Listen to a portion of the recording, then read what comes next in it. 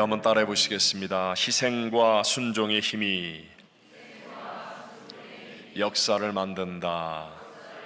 다 같이 시작. 희생과 순종의 힘이 역사를 만든다. 오늘 오후에는 아성순복음 국제금식기도원의 설립 40주년 감사 예배를 기도원에서 드립니다. 모든 일을 마음의 원대로 이루시는 우리 하나님께 감사하는 마음으로 기도하는데 참 하나님 앞에 소중한 일이다라는 그런 마음의 감동이 참으로 컸습니다. 40여 년 전에 최자실 목사님을 통해서 처음 기도원이 세워질 때는 불가능한 일로 보였었고 또 어려움도 많았지만 하나님의 사명을 붙든 하나님의 사람들, 우리 고헬렌 목사님의 희생, 또 우리 귀한 장로님들, 성도님들의 그 순종으로 여기까지 올 수 있었습니다. 그동안에 많은 사람들이 은혜 가운데 구원도 받고 치료와 회복도 얻었고 또 놀라운 기도의 응답들도 있었습니다. 그리고 기도원을 통해서 리버사이드에 교회도 세워졌고 현재까지 여러 개의 건물들과 155에이커의 큰 땅으로 성장을 이루어 주셨습니다. 물론 여전히 풀어야 할 숙제들도 많이 있지만 하나님의 역사는 계속하여 만들어지는 것이며 또 간증이 넘치는 기도원이 될 줄로 믿습니다. 오늘 본문에 나오는 빌립 집사는 2000년 기독교 역사상 최초로 선출된 7명의 집사 가운데 한 명입니다. 당시의 초대교회 수천 명의 성도들 가운데서도 성령과 지혜가 충만하여 칭찬받는 믿음의 사람이었습니다. 여러분, 그런 사람이라면 왠지 그 사람이 하는 일이 잘 풀리고 세상적인 성공과 출세도 이루어질 것 같은 생각이 들지 않습니까? 그러나 현실은 그렇지 않았습니다. 그는 예수님을 잘 믿었기 때문에 오히려 핍박을 받았고요. 그의 삶의 터전인 예루살렘도 떠나야만 했습니다. 그가 간 곳은 유대인들이 가장 가기 싫어하는 사마리아였습니다. 하지만 빌립 집사는 낙심하거나 불평하지 않았고요. 바로 희생과 순종의 믿음으로 오히려 그리스도 예수를 더 담대하게 전했습니다. 그러자 하나님이 역사하셔서 놀라운 부흥이 일어나게 되었고요. 사도행전 8장 8절에 기록하는 것처럼 그 성에, 사마리아 성에 큰 기쁨이 있더라라고 성경은 말씀합니다. 오늘날도 예수님을 잘 믿는데 예기치 않은 핍박이 다가오기도 합니다. 그리고 가정의 문제, 직장 사업의 문제, 건강이나 관계의 문제나 진로와 결혼, 취업 등 여전히 문제와 어려움도 생겨납니다. 그러나 여러분, 하나님은 문제보다 크십니다. 하나님은 대적보다 여러분 능히 하지 못하실 일이 없으신 하나님이기 때문에 우리도 빌립 집사와 같은 믿음을 가질 수 있다면 반드시 우리의 삶을 통하여 하나님의 영광이 나타나고 역전승의 새 역사가 일어나게 될 줄로 믿습니다.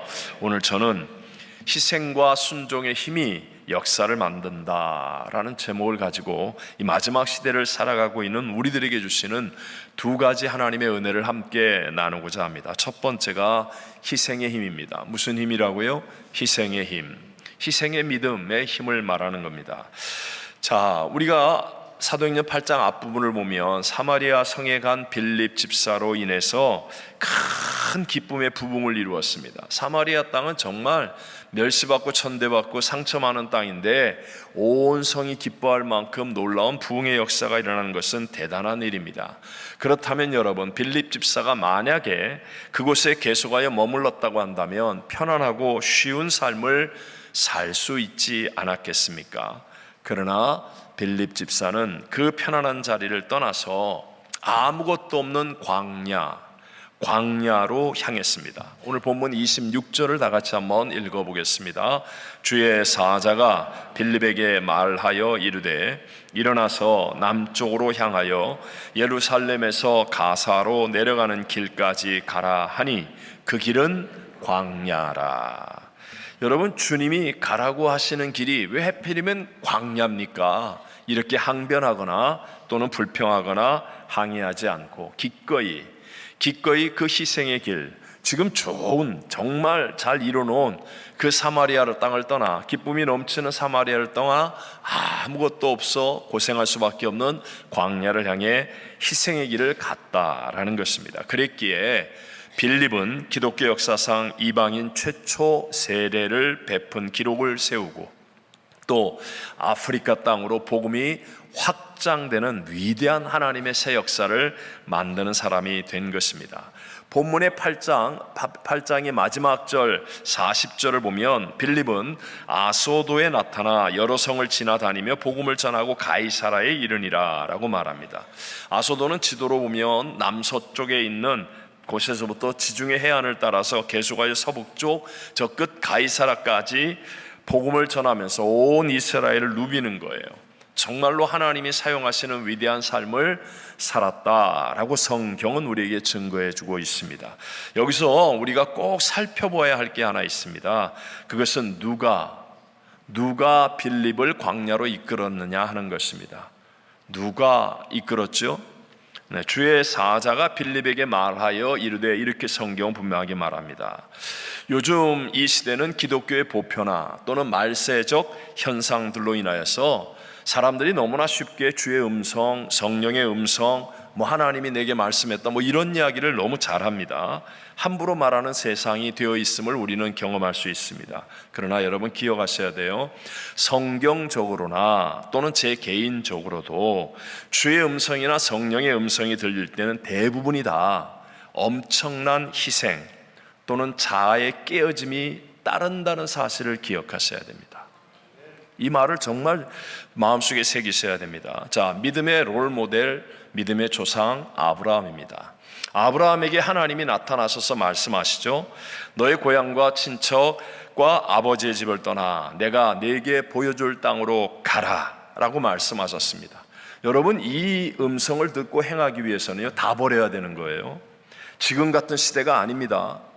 터전을 다 떠나야 되는 겁니다. 죽을 각오로 희생해야만 가능한 일입니다. 또 100살에 얻었던 그 사랑스러운 독자 이삭을 하나님께서 모리아산에 데리고 가서 번제물로 바치라고 말씀하시지 않습니까?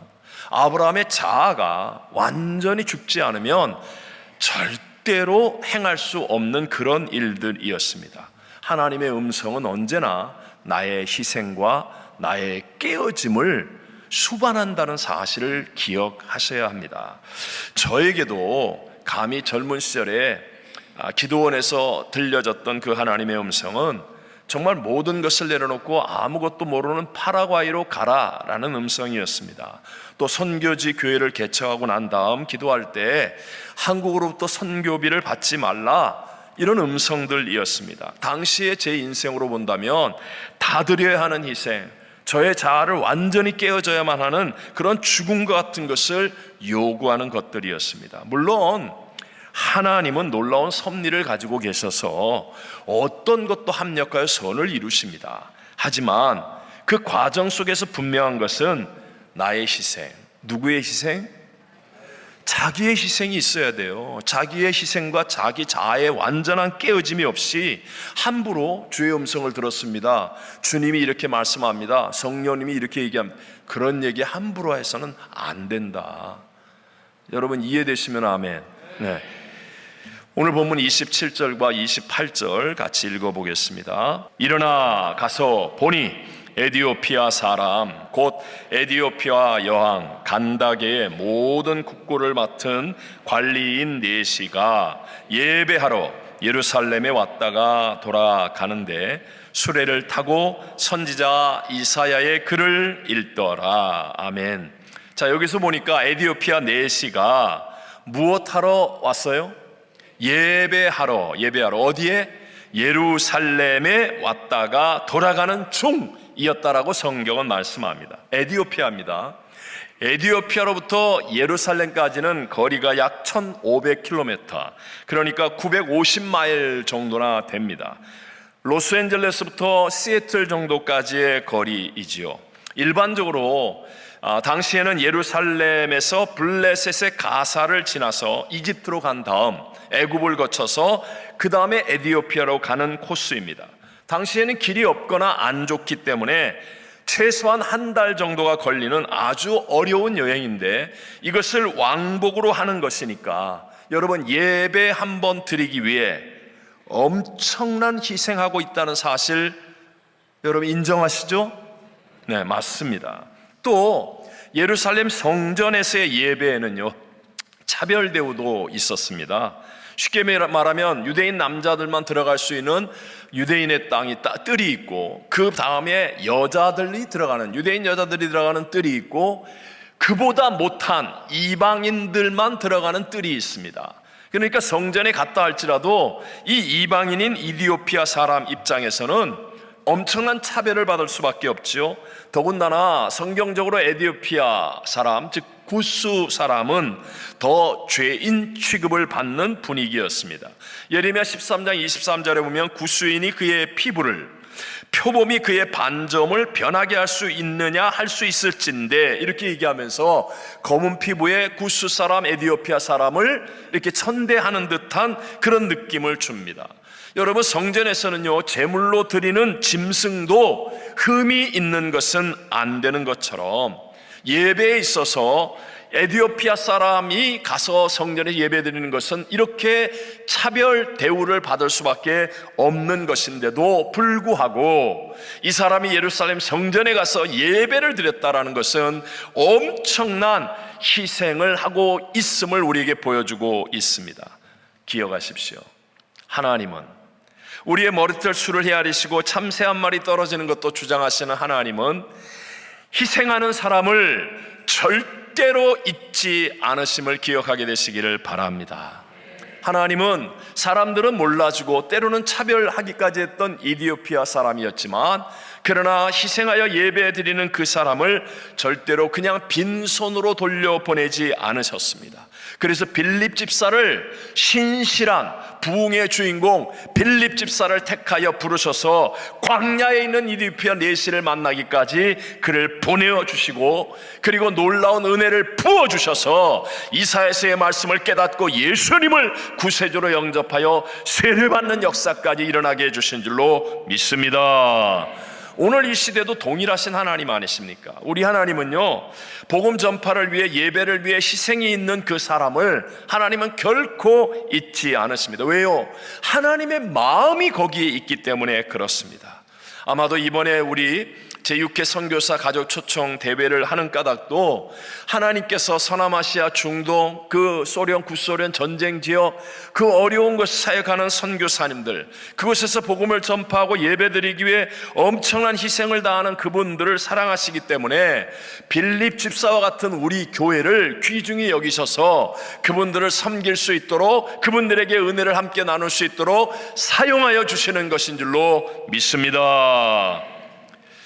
저의 어린 시절의 믿음에 엄청난 도전을 주었던 한 여인이 있었습니다.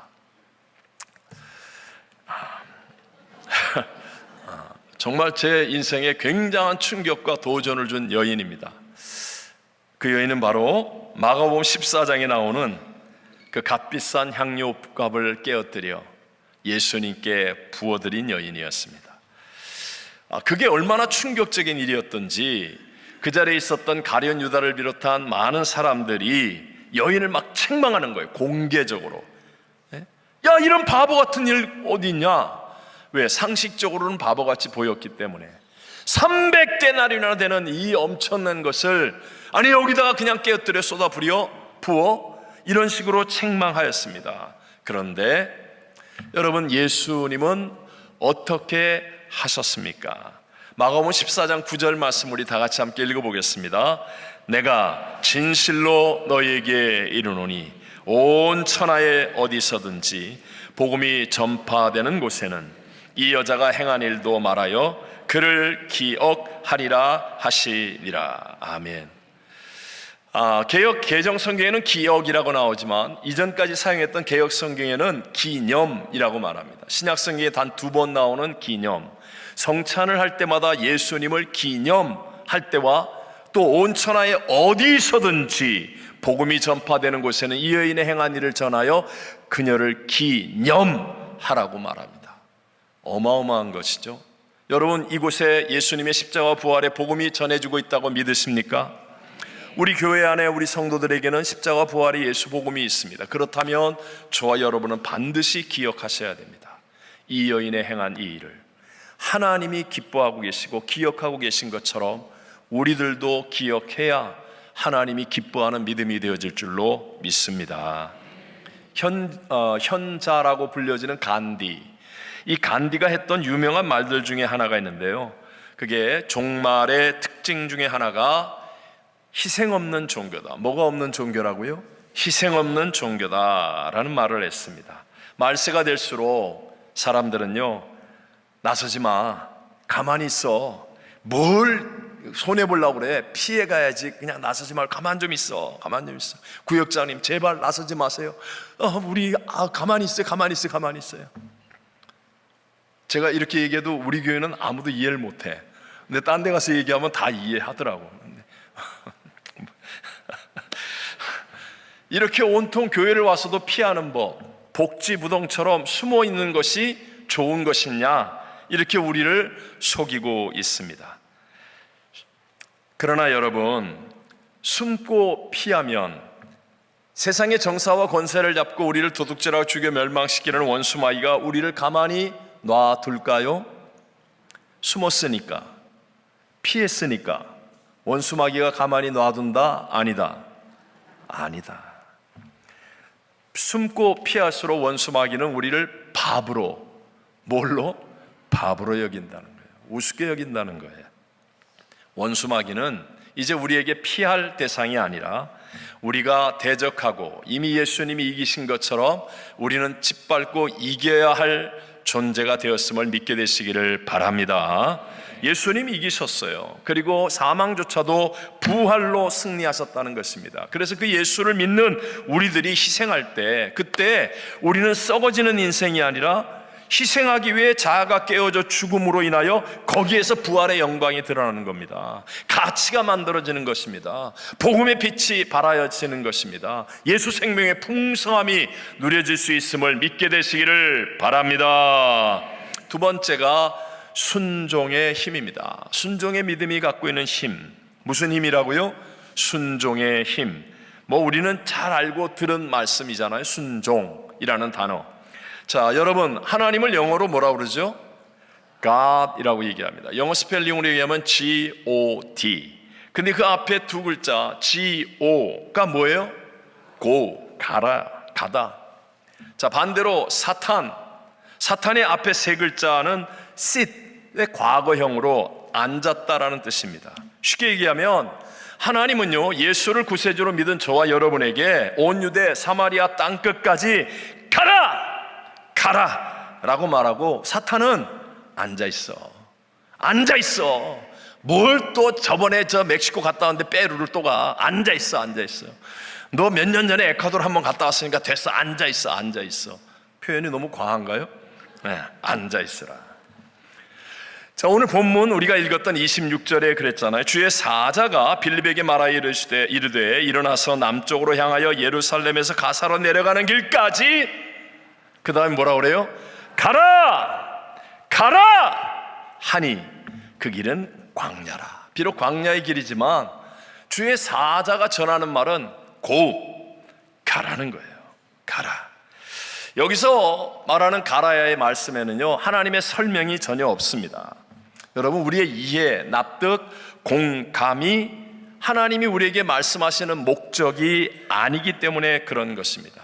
믿음의 조상 아브라함을 부르실 때도 아주 간단 명료하게 가라예요. 가라. 왜 가야 되는지, 어디로 가야 되는지 설명을 안 하십니다. 왜냐하면 우리로 하여금 알고 가는 것이 아니라 어떻게 가는 거예요?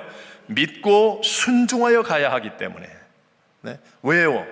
하나님의 차원은 우리와 다르지 않습니까? 하나님의 레벨이, 클래스가, 하나님의 수준이 우리와 다르지 않습니까? 우리가 이해할 수 있고 납득할 수 있고 공감할 수 있으면 그건 우리가 만든 신이지, 그분은 창조주 하나님이 될 수 없는 거예요.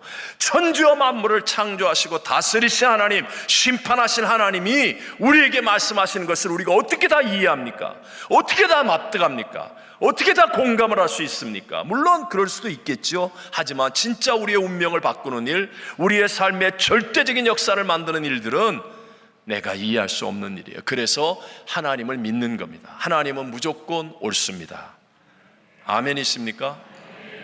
하나님의 말씀은 1.1획도 틀림이 없습니다.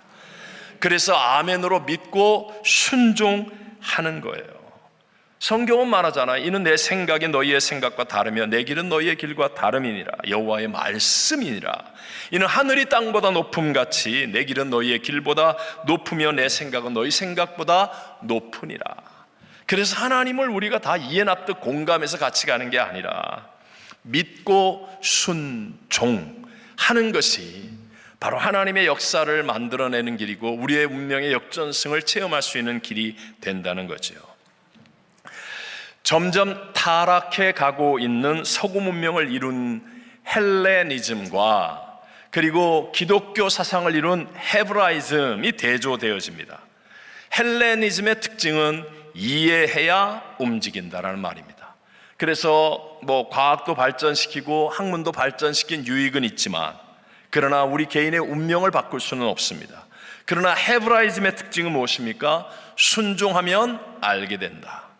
이게 다른 점이라는 거예요.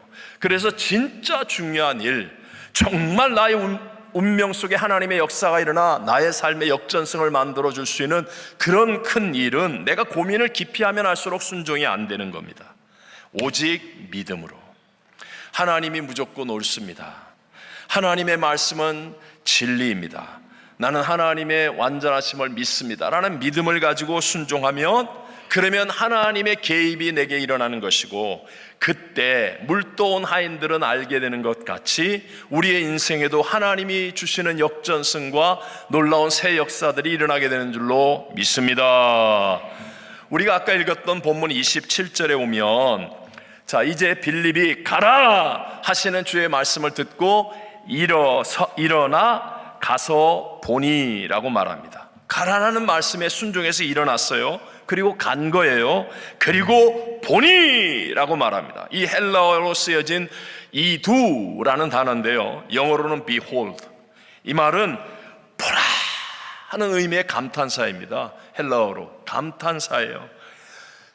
가라 하실 때는 내가 왜 광야로 가야 되는지, 아니 내가 그 고생할 텐데 왜 가야 되는지 이해 납득 공감이 안 되었지만 하나님은 옳습니다. 하나님은 완전하십니다. 믿음으로 순종하여 갔더니 거기에서 그 광야에서 하나님 나를 광야에 가라고 하신 것이 바로 이 사람 만나 이렇게 복음을 전할 수 있게 하시는 것이군요. 이 사람이 바로 이때 이사야서를 읽고 있고 내가 설명해 줄 수 있는 예수님을 증거할 수 있고 이 사람이 예수님을 영접하여 침례 세례를 받기까지 하는 이 위대한 역사를 하나님이 계획하신 것이로군요 라고 깨닫게 되는 거예요. 순종하였더니 그랬더니 보라 하는 감격의 인생이 되어진다는 것입니다. 여러분, 일반적으로 행함을 설명하려면 두 가지로 말할 수 있습니다. 행함은 하고 싶은 것과 해야 할 것, 이 두 가지로 행함을 설명할 수 있습니다. 어떤 것과? 하고 싶은 것과 해야 할 것. 사람들은 대부분 자기가 하고 싶은 것을 즐겨 행합니다. 반면에 해야 할 것은 꺼리는 경향들이 누구나 다 있지요. 예를 들어 배가 너무 고파, 먹을 게 없는데 라면이 하나 있네. 그래서 이 라면을 끓여 먹고 싶은데, 그런데 의사가 날 보고 라면은 먹지 말라고 그랬어요. 그러니까 하고 싶은 건 뭐예요? 이 배고플 때 라면을 끓여 먹는 거예요, 라면을. 근데 해야 할 건 뭐예요? 안 먹어야 되는 거, 안 먹어야 되는 거. 여러분, 어떤 느낌인지 이해하시죠? 별로 라면을 안 좋아하십니까? 네. 자, 어떤 느낌인지 이해하실 거예요. 그래서 여러분, 해야 할 것, 하고 싶은 것은 그냥 분위기만 되면 해요. 하지만 해야 할 것은 반드시 나의 의지, 결단력이 있어야만 하는 것입니다. 그래서 어려운 거예요. 아무나 못하는 것입니다. 그렇기 때문에 신앙생활을 할 때 순종은 하고 싶은 게 아닙니다. 누가 순종을 하고 싶습니까? 누가 주일날 아침에 일찍 교회 나옵니까? 놀러 가야지. 누가 주일날 오후에 기도원에 올라가고 싶습니까? 오후에 가족들하고 외식해야지. 밥 또 뭐 있나? 하여튼 뭐 해야지. 근데 해야 할 것이 있잖아. 해야 할 것. 해야 할 것. 이걸 하기 위해서는요, 순종이 유일한 길인데, 그래서 순종은 훈련입니다. 순종이 훈련되지 않으면 하나님께서 나의 운명을 바꿔줄 수 있는 결정적 기회를 내게 주시지만, 그러나 안 됩니다. 외람 때지만 저도 40년을 목회하면서, 목사님 제게요 한번 기회가 오면 정말 내가 하나님을 위해서 멋지게 한번 쓰임 받겠습니다. 이때까지 단 한 명도 못 봤어요. 단 한 명도. 그렇게 말만 하고 평소에 작은 일에 순종이 훈련이 안 된 사람은 하나님이 기회를 주셨는데도 불구하고 순종이 안 됩니다. 그러나 평소에 예배의 삶, 봉사의 삶, 함께하는 이 삶 속에서의 훈련이 이루어질 때 하나님 내게 주시는 그 기회가 정말로 나와 내 가정과 자손을 살리고 이 땅을 살리는 위대한 역전의 기회를 만들게 되는 줄로 믿습니다. 필리핀의 홍성욱 선교사님이라는 분이 계세요. 사모가 배를 끌고 산을 넘는다라는 선교기를 이렇게 쓰기도 하셨는데, 이 분은 이제 신학교를 졸업한 다음에 목사 안수를 받고 첫 번째 사역지가 경남 의령에 있는 종합복지관 시설 내에 있는 교회였다고 합니다. 그래서 하나님의 그 부르심에 뜨거운 마음을 가지고 순종하여 갔는데, 아무도 안 간다고 그래서 그냥 기도하고 나를 부르신다 그래서 아멘하고 순종해서 갔는데, 그곳은 선천적 장애자, 불황인, 알코올 중독자, 마약 중독자 등 갖가지 이유로 버려진 이들이 모인 곳이 그 종합복지관이었어요. 그러니까 평범한 정상인으로는 단 한 번도 생각해보지 못한 일들을 매일 겪는 거예요. 그리고 8년을 있는 동안에 무위탁 노인들의 시신을 너무 많이 염하고 장례를 치르는 겁니다. 아무도 가족도 없고 아무도 없으니까 목사님이 다 하는 거예요. 매일 그 일을 하도 많이 하면서 어느 날은 하나님, 난 목사가 되었는데 결혼식 줄에 아직도 한 번도 못 해보고 매일 난 장례식 이것만 하고 있습니다. 이렇게 기도할 정도였답니다. 그러던 중에 미국에 있는 한인교회에서 청빙이 왔어요. 그래서 가기로 하고, 이제 미국을 한번 가서 이민 목회하면 이제 나오기가 당분간은 어렵다. 그래서 동기 친구들과 함께 필리핀에 이별 여행을 가게 되었답니다. 이제 다 정리하고 휴가를 맞고, 그래서 이별 여행을 갔는데 거기에서 우연히 그곳에 있는 빈민촌에 들렸다가 그곳에서 주님의 음성을 듣는 거예요. 그 빈민 가운데 고통당하는 한 아이를 보면서 그냥 마음으로 기도하는데, 갑자기 난 내가 여기서 일하기를 원한다. 그 음성이 들려지고, 그래서 도저히 거역할 수가 없어서 이분이 미국을 포기하고 또 한국도 내려놓고, 그리고 선교사로 부르심에 순종합니다. 처음에는 이제 한국 선교사가 왔다고 하니까 필리핀에 있는 그 가난한 사람들이 막 도움을 받을까 해서 막 도와달라고 막 사람들이 막 모여들더랍니다. 그래서 이렇게 하면 복음을 전할 수 없다고 그래서, 저는 복음을 전하고 성경을 가르치러 왔지 여러분들에게 물질적인 도움을 주기 온 게 아닙니다 라고 했더니 노골적으로 욕을 하고 침을 뱉으면서 다 떠나더랍니다. 3개월 동안 예배드리러 오는 사람이 단 한 명도 없었어요. 근데 그때 그 가난한 동네에서도 가장 가난했던 한 사람이 죽었는데, 당시에 필리핀은 옛날에는 천주교가 국교였잖아요. 성당에서도 아무도 안 오더랍니다. 그래서 이분이 가서 장례를 치러주는 거예요. 8년 동안 아주 도 같았어요, 이분이. 그러니까 그냥 정성을 다해 염을 하고 장례를 쫙 이렇게 하는데 막힘이 없잖아요. 그러니까 동네 사람들이 다 보고 있다가 장례식이 끝난 다음에 당신이야말로 진짜 목자입니다 그러면서 다 교회를 나오게 되었다는 거예요. 한 분의 일생이지만, 그러나 순종을 통하여 하나님이 얼마나 놀라운 일들을 계획하고 인도하고 계시는지, 여러분과 저에게도 동일하게 역사하시는 하나님이심을 믿게 되시기를 바랍니다. 네. 사실 이번 주 금요일 날도 공개헌금 방송을 하게 되는 GBC 미주보험방송, 그 방송국을 설립한 분이 임종희 장로님이었어요. 나중에 목사님이 되셨지만 이분은 원래 해군 장교 출신이었습니다. 방송과는 전혀 관계가 없는 분이었어요. 근데 미국에 와서 권사님과 함께 기도할 때마다 계속해서 방송국을 세우라. 그래서 정말 1도 모르는 일인데도 불구하고 하나님을 100% 순종하여서 했더니 오늘날과 같은 정말 디아스포라 그 어디에도 처지지 않는 가장 모범적이고 또 교계를 잘 연합하는 그런 아름다운 기독교 방송국을 시작하게 되었다. 정말 감격스럽게 간증하시는 것을 들으며 은혜를 받았습니다. 사랑하는 우리 성도 여러분, 하나님은 문제보다, 하나님은 대적보다, 하나님은 불경기보다, 하나님은 하실 수,